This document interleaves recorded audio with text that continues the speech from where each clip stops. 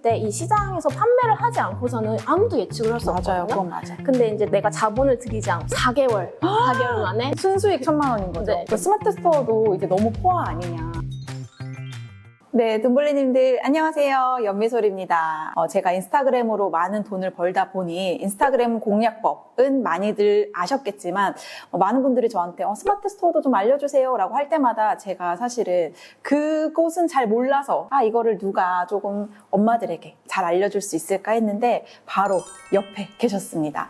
네, 안녕하세요. 저는 스마트 스토어, 쿠팡 등 온라인에서 제품 유통 판매를 하고 있고요. 마케팅 대행도 겸하고 있고 또 온라인 판매 관련한 코칭도 하고 있어요. 그리고 플리크에서는 스마트 스토어 쿠팡으로 파이프라인 만들기라는 스쿠파 프로그램을 운영하는 리더입니다. 여기도 또 슈퍼 엔잡러네요. 네. 되게 신뢰되는 질문이긴 하지만 스마트 스토어랑 쿠팡에서는 어떤 카테고리의 제품을 파는지 정도는 알고 네, 스마트 있을까요? 스토어에서는 주로 생활건강 쪽 카테고리에서 물건을 판매하고 있고요. 쿠팡은 주로 식품 쪽 하고 있어요. 그러면은 이 온라인 사업 시작한 지는 이제 몇 년 되셨을까요? 이제 3년 차인 것 같아요. 혹시 가장 최대 매출이 얼마까지 찍어봤다? 월 7천 정도? 그러면은 제가 또 대표님이 되게 고무적인 이력이 있는 걸로 알아요. 스마트 스토어를 시작하고 몇 개월 만에 월천을 달성하셨죠? 네, 4개월 만에 그게 가능한 순수익 건가요? 1,000만 원으로. 순수익 1,000만 원인 거죠? 네. 와, 대박이야, 진짜. 근데 대표님이 사실은 처음부터 이 온라인 사업을 하셨던 분이 아니라 원래는 이 롯데라는 대기업에서 일을 하던, 그죠? 직장인이었잖아요. 근데 이 일을 그만두게 된 스토리가 있다고 또 들었어요, 제가. 맞아요. 많은 분들이 스마트 스토어와 쿠팡이 좀 잘 돼서 퇴사를 한 줄 알고 계시는데 사실 저는 퇴사를 먼저 하고 그 이후에 스마트 스토어랑 쿠팡을 시작을 한 케이스예요. 왜 퇴사했어요?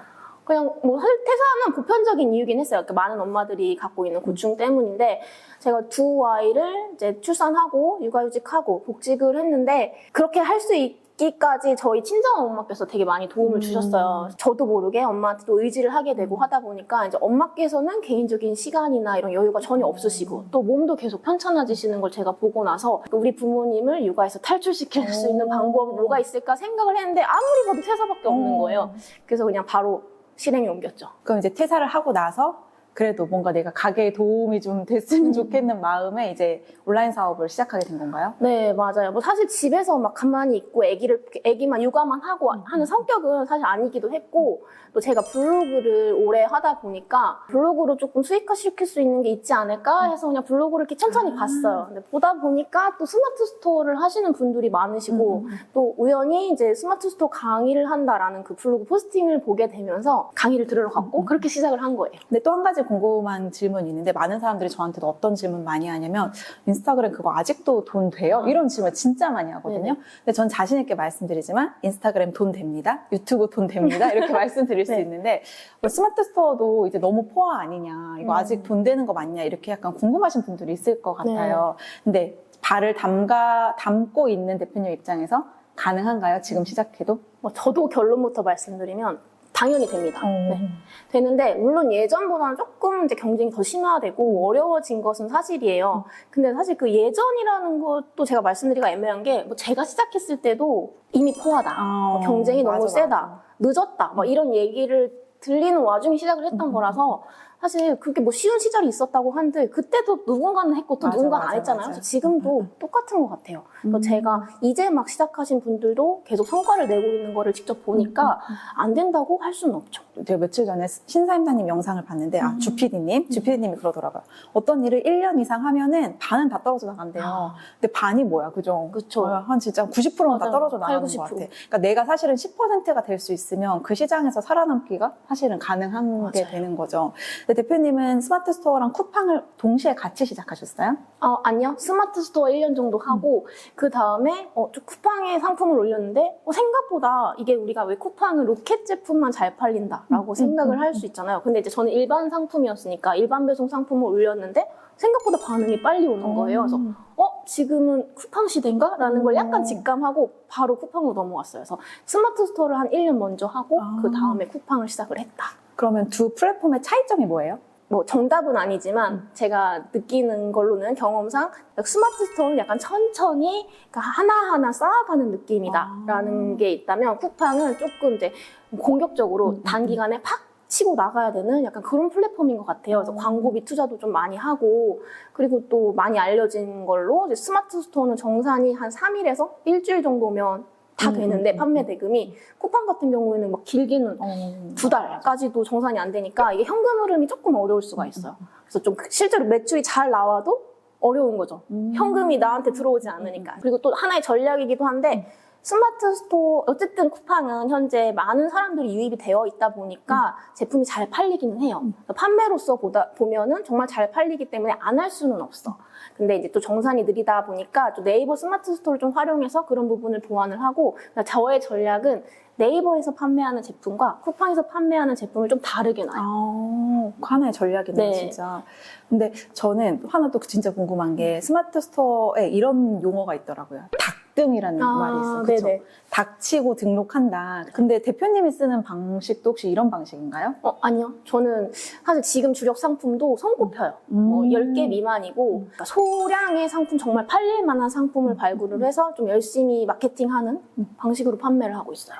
근데 그렇게 해도 그렇게 안정적인 매출을 내는 게 가능한 건가요? 스마트 스토어에서도? 네, 오히려 제 생각에는 그 닭등의 방식보다는 지금 이 방식이 조금 천천히 성장을 하더라도 그게 조금 더 지속하는 그 이제 유지할 수 있는 그 힘이 더 있는 것 같아요. 또 오히려 닭등이 조금 편하시다. 닭등 방식으로 판매를 하고 싶다라고 하시면 이제는 네이버보다는 차라리 쿠팡이 나올 수도 있는데 사실 그것도 그렇게 추천을 드리진 않는 게 언젠가는 이게 끊겨요. 어쨌든 한 제품이 꾸준하게 뭐 단돈 50만 원이라도 아니면 단돈 100만 원이라도 순이익을 나한테 가져다 주면 이게 자신감이 붙거든요. 그거를 베이스로 가지고 또 다른 제품을 소싱하고 이런 방식으로 해야지 100개 또는 그 이상 등록을 해서 뭐 팔렸다라고 좋아해봤자 어차피 그게 꾸준히 갈 수 있는 건 아니거든요. 결국엔 또 가격 경쟁이 되는 거고 해서 저는 닭등은 추천하지 않고 있어요. 그럼 또 한 가지 저희가 또 이 키포인트를 빼내야 되잖아요. 우리 수진 대표님한테. 아까 전에 이제 스마트 스토어 시작하고 4개월 만에 나는 월 수익이 이제 1,000만 원을 달성했다라고 했는데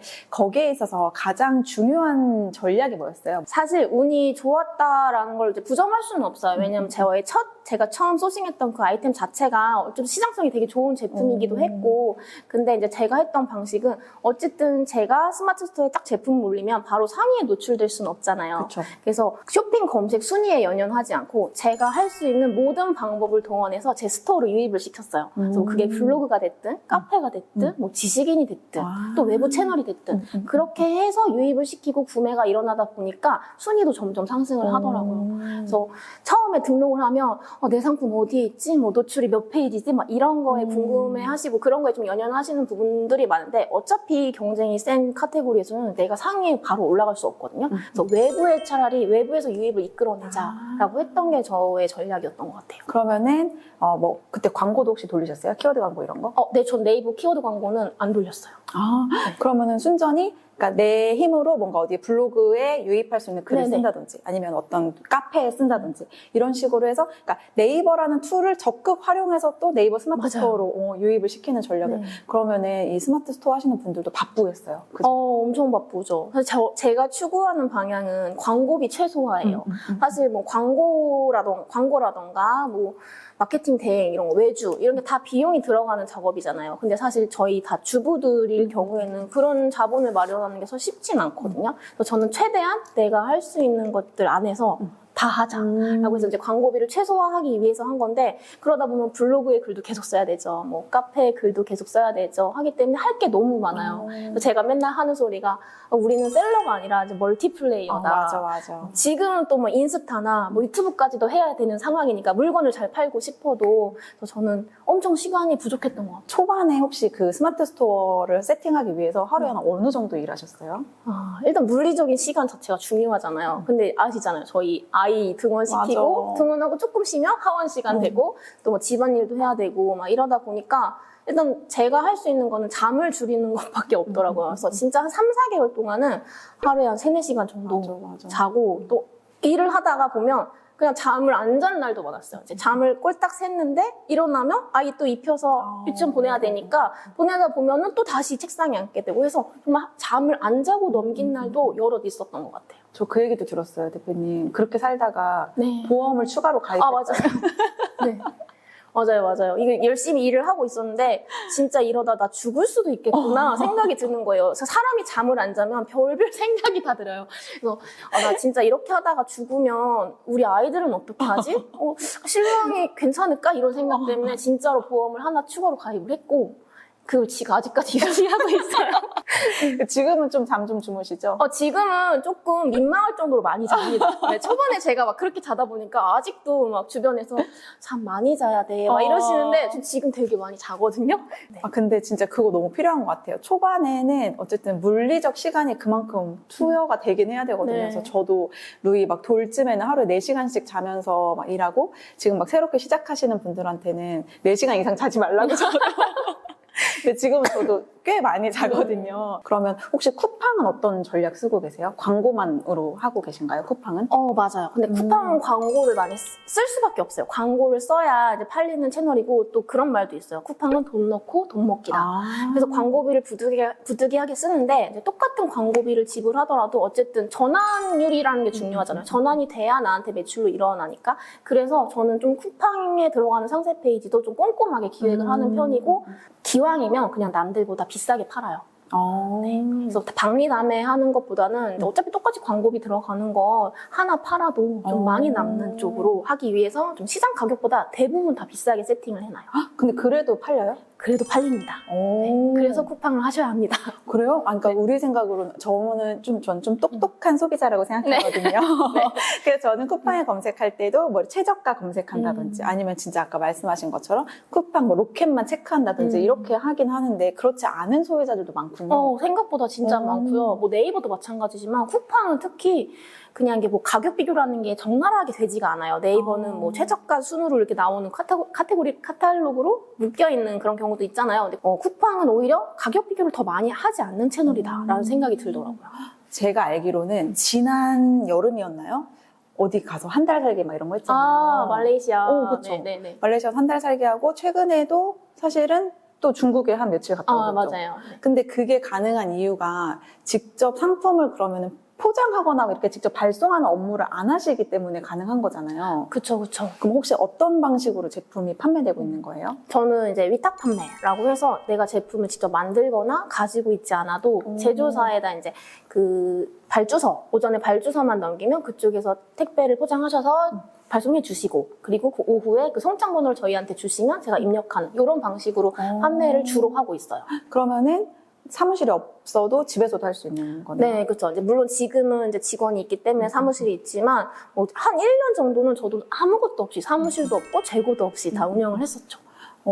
근데 제가 위탁으로 하면은 많은 사람들이 이제 또 오해하는 것 중에 하나가 그러면 위탁은 경쟁력이 좀 떨어지지 않냐. 네. 이런 것도 고민 많이 하시더라고요. 근데 대표님은 위탁으로도 저는 경쟁력 있게 만든 사람으로 알고 있는데 그 노하우를 좀 알려주시면 좋을 것 같아요. 일단은 위탁 판매라고 하면 가장 먼저 도매 사이트나 이쪽을 보시는데 뭐 도매 사이트에 있는 제품도 괜찮아요. 근데 그런 제품을 봤다 하더라도 저는 그 제품이 정말 내가 만든 제품인 것 마냥 다시 상세 페이지를 꾸미고 다시 사진 촬영도 하고 다시 대표 이미지도 만들고 해서 업로드를 시켜요. 네, 그렇게 해서 하고 또 그 도매 사이트나 아니면 이제 직접 공급을 받았다 하더라도 그 제조사나 브랜드명을 직접적으로 노출시키지는 않고 약간 이제 정말 내 스토어라고 한다, 뷰진 스토어라고 한다면 뭐 브랜드명 뷰진, 뭐 제조사 뷰진 협력사 이런 식으로 좀 표기를 해둬서 이렇게 소비자들이 봤을 때 직접 이렇게 막 가격 비교를 할 수 없게끔 만들어 놓죠. 그래서 제가 사실 위탁 판매로 하다가 이제 하나, 두 개 제 제품이 생겼던 것도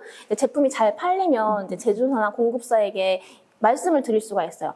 이거 제품 저희 이름으로 혹시 나올 수 있나요? 뭐 저희 이름으로 OEM 해주실 수 있나요? 라고 요청을 그러니까 아예 드린다거나. 패키지를 바꿔달라는 거죠? 맞아요. 원래는 공급사 이름이 적혀 있었던 부분에서 이제 아예 저희 브랜드로 새겨서 나와달라고 요청을 하는 거죠. 뭐 그렇게 하거나 아니면 뭐 기존에 블랙과 화이트가 있었다면 그레이는 저희 이름으로 하고 싶어요라고 해서 색상 하나는 저희만 판매를 할 수 있게 하거나 이거 온라인에서 저희가 하루에 이렇게 꾸준히 나가고 있는데 그럼 그냥 다른 데 주지 마시고 저희가 혹시 독점 판매로 계약을 할 수 있느냐 여쭤보면 어떻게 보면 온라인에서 저희만 팔 수 있기 때문에 엄청난 경쟁력을 갖고 있는 거죠. CS 처리도 혹시 그러면은 그쪽에서 해주시는 건가요? 그럼요. 제품에 문제 있는 CS나 이런 거는 이제 다 그쪽에서 해주시고, 근데 이게 되게 안전한 방법인 게 뭐냐면, 사실 저희가 물건을 딱 만들겠다라고 했을 때 이 시장에서 판매를 하지 않고서는 아무도 예측을 할 수 맞아요. 없거든요. 그건 맞아요. 근데 이제 내가 자본을 들이지 않고 이미 만들어져 있는 제품을 가지고 조금 판매를 하다 보면 아 이게 되는구나라는 게 파악이 돼요. 그럼 그때서 제품을 조금 디벨롭하거나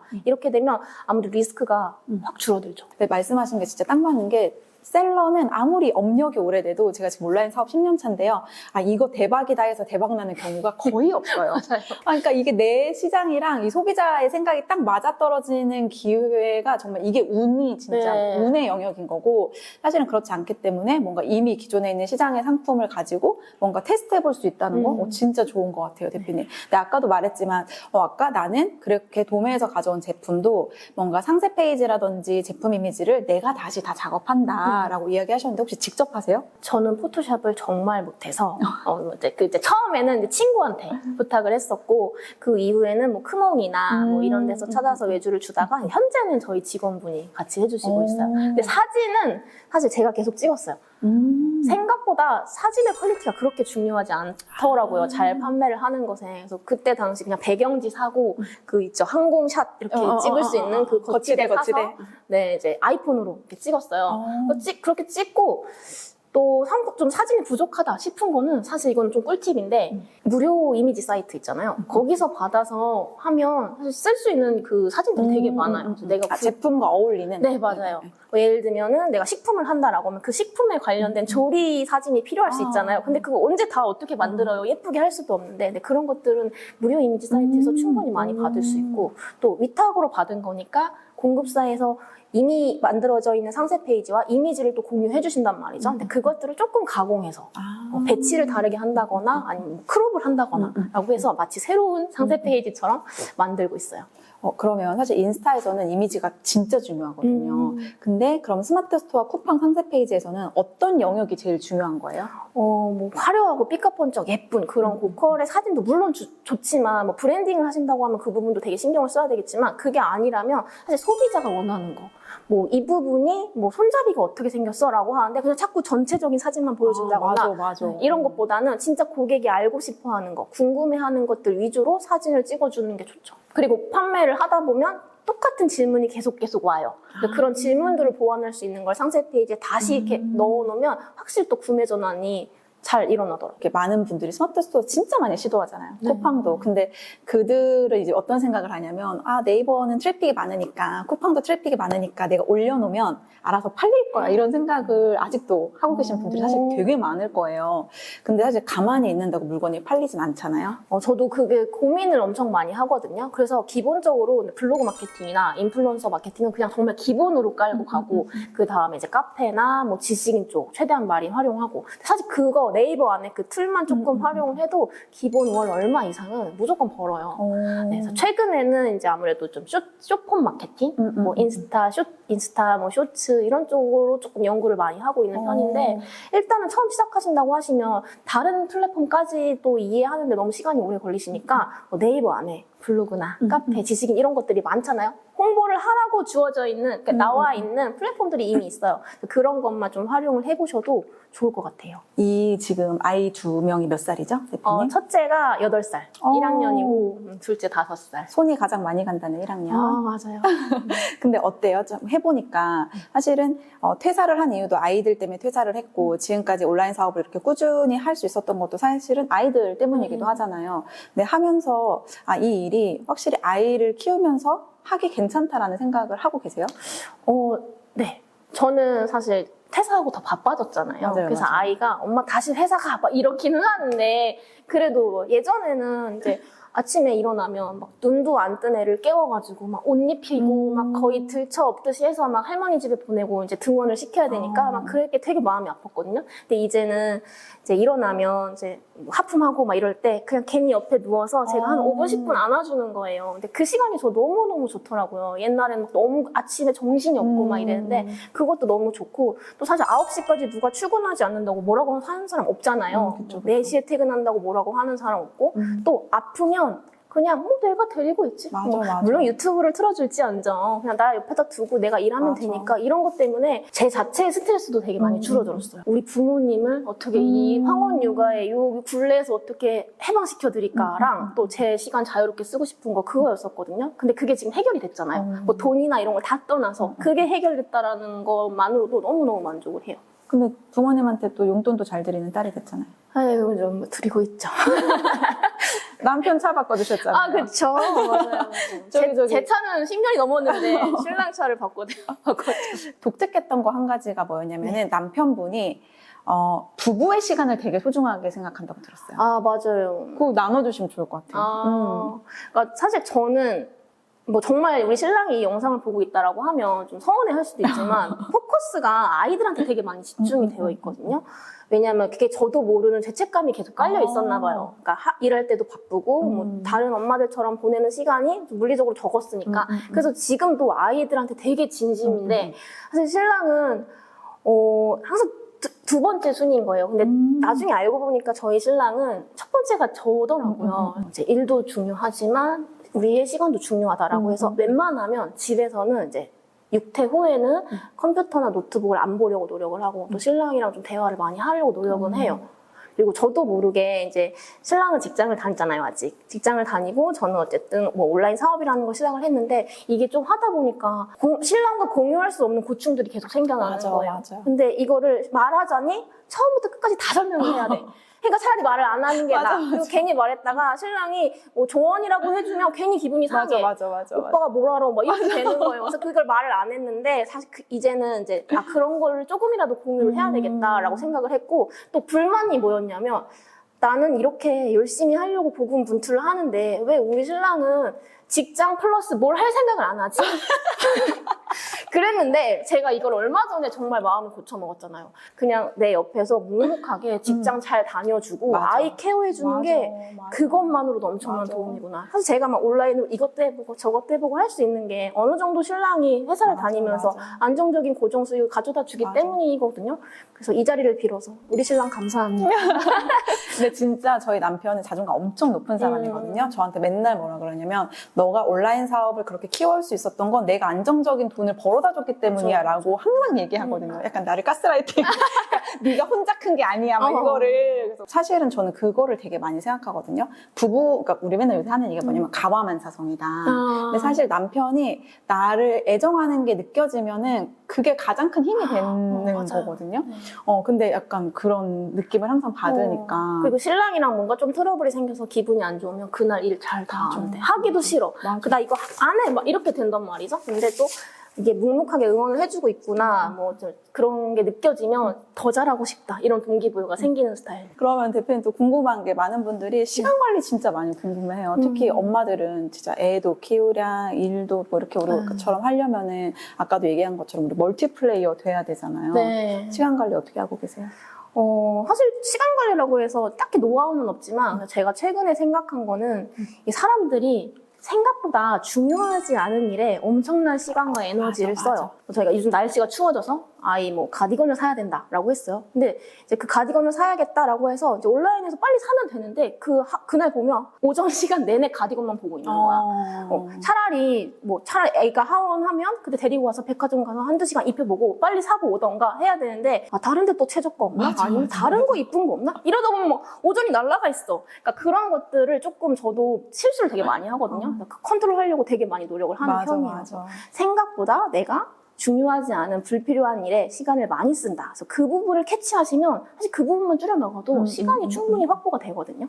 대표님 만약에 다시 한 5년 전으로 돌아가. 그러면 퇴사할 것 같아요? 아니면 안 할 것 같아요? 전 좀 더 빨리 퇴사를 했었으면 하는 생각이 좀 들어요. 근데 사실 우리 플리크에도 지금 직장 다니시는 분들이 되게 많이 활동하고 계시거든요. 근데 그분들이 마음속 한켠에 다 이렇게 사직서를 가지고 계세요. 근데 대부분 어떤 생각을 하냐면 안정적인 장치를 먼저 만들고 퇴사를 이제 하려고 물론 그렇게 되면 가장 좋겠지만 대표님은 사실 되게 무모하게 퇴사를 한 케이스잖아요. 그럼에도 불구하고 후회가 없다. 근데 후회가 없으려면 어떻게 해야 될까요? 만약에 다시 돌아간다면 수진이한테 뭐라고 해주고 싶어요? 인스타 유튜브도 해. 너 왜 블로그만 갖고 있어? 인스타 유튜브는 안 하고 뭐 했어? 진짜 수익화 목적이 아니어도 괜찮아요. 그 플랫폼 자체를 이해하고 있다는 것만으로도 나중에 온라인 사업을 할 때 엄청난 도움이 될 수 있다는 걸 제가 경험을 했고, 또 이제 어쨌든 그 채널을 갖고 있으면 분명히 활용하게 돼 있어요. 맞아. 그래서 뚜렷한 목적이 없더라도 이제 직장 다니면서 뭔가 사업을 구상하기가 좀 어렵잖아요. 그렇다고 하면 이 플랫폼들 뭐 진짜 가장 기초적인 인스타 인블류라고 하잖아요. 인스타, 블로그, 유튜브만이라도 되게 발이라도 담가두시는 게 좋지 않을까. 맞아. 그러니까 이 활용 능력을 알고 계신 분들은 사실은 이거를 확장해 나가는 게 쉬운데, 저희도 플래크 상담 올 때 가장 어려운 부분이 뭐냐면, 저는 컴맹이에요. 저는 폰맹이에요. 그래서 맞아. 뭐 릴스 어떻게 올리는지도 몰라요. 그다음에 뭐 어떻게 블로그 어떻게 개설하는지도 몰라요. 이런 분들은 사실은 저희가 너무 막막해지는 거죠. 그래서 진짜 그런 거에 대한 이해도만 쌓여 있어도 맞아. 사실은 활용하는 방식은 여러 가지니까 진짜 꼭 인블류 우리 꼭 합시다. 아직 네. 듣지 않았어요. 그리고 인블류가 망해서 다른 플랫폼이 나온다고 하더라도 이 기존에 우리가 활용하던 능력이 사라지는 건 아니잖아요. 맞아요. 그러니까 훨씬 더 쉽게 적응할 수 있거든요. 뷰진 리더님 항상 보면 제가 며칠 전에도 어제도 저희 남 PD한테 뭐라고 했냐면, 야, 뷰진은 뭐래도 성공할 애야 이렇게 얘기했었어요. 근데 그러려면 뭐래도 성공할 애가 되려면 우리 엄마들한테 나누고 싶은 이야기 혹시 있을까요? 애 키우면서. 일단 조금 이제 능동적인 자세를 좀 씌워줬으면 좋겠어요. 그러니까 저한테 이제 뭐 알려줘라고 하시는 분들이 많은데, 이제 그분들 중에서도 이제 차이가 나시는 분들은 뭐 이렇게 하면 돼라고 했을 때, 물론 하고 안 하고의 차이도 있지만, 하시는 분들 중에는 조금 더 하나 더 찾아보는 거지. 내가 궁금한 게 있으면 검색을 해본다거나, 또 사실 네이버 스마트 스토어나 쿠팡에서 고객센터에 문의해보면 바로바로 더 정확한 답변이 나오는 것들도 많은데, 그걸 못 하시고 그걸 몰라서 다음 못 하겠어, 어려워라고 하시는 분들이 진짜 많아요. 근데 이거는 자세, 태도의 그 차이라고 생각을 해요. 정말 내가 이걸 하고자 하는 마음이 있다라고 하면 수동적으로 이렇게 하는 것보다는 좀 능동적인 자세로 뭔가 알아보려고 하고 해보려고 하고 하는 자세가 너무 중요한 것 같고, 또 이제 저는 뭘 할 때 안 된다고 생각을 해본 적이 없어요. 나 이건 무조건 된다. 또 뭐 설령 안 되더라도 제가 계속 이제 제 마인드 컨트롤 할 때 하는 말이 있거든요. 설령 이게 안 되더라도 나는 경험을 벌었으니까 괜찮아. 뭐 실패라고 생각을 하지 않아요. 저에 대한 긍정적인 믿음이 있어야지 가능한 거겠죠. 그래서 안 된다는 생각보다는 무조건 돼. 혹시라도 안 되면 나는 이러이러한 경험을 쌓았으니까 괜찮아. 이런 마음으로 하셨으면 좋겠어요. 플리크에서 이제 스마트 스토어 쿠팡 프로그램 리더로도 활동하고 계신데, 사실은 스쿠파에서 가장 먼저 하는 게 그 선언문 같은 거 쓰잖아요. 네. 그것도 한번 얘기해 주시면 좋을 것 같아요. 네, 그래서 그 온라인 사업을 이제 온라인 판매를 하다 보면 되게 화나는 일이 많아요. 왜 안 팔리지?부터 시작을 해서 왜 저 공급사는 물건을 주다가 안 주지? 라던가 아니면 왜 광고를 했는데 이 글이 잘렸지? 막 이런 화가 나는 일들이 많은데, 저는 그걸 어떻게 했냐면, 그럼에도 불구하고 사주신 고객님들 감사합니다 라던가 그럼에도 오늘 주문권 감사합니다 이런 거를 막 쓰기도 하고, 또 어떤 걸 원하고자 이루고자 하는 게 있으면 막 계속 글을 썼어요. 이제 뭐 저희 신랑이 차를 샀잖아요. 그 차를 사기 1년 전에 저는 계속 거기다 BMW 뭐뭐뭐 산다를 계속 적었어요. 근데 사실 그 차가 뭐 어떤 차인지도 잘 모르고 뭐 얼마짜리인지도 모르는데 우리 신랑이 좋아하는 차니까 그걸 썼더니 그게 진짜 너무 소름 돋았던 게 1년 뒤에 제가 그 차를 계약을 하고 있더라고요. 맞아. 수진 대표님 모시고 이 자리에 모시고 또 많은 이야기들 나눠봤는데요. 사실 이제 이 영상을 보고 나도 저렇게 되고 싶다. 그렇게 되려면 어떡하지에 한 발을 딛는 건 우리 돈벌리님들의 역할이라고 생각합니다. 저 여자니까 저렇게 됐겠지라고 생각하지 마시고, 그녀가 됐다면 나도 될 수 있다라는 이 긍정적인 마음을 가지고 모두 한 걸음 한 걸음 도전해보시는 돈벌리님들이 되셨으면 좋겠습니다. 네, 인사하고 마치도록 할게요. 안녕.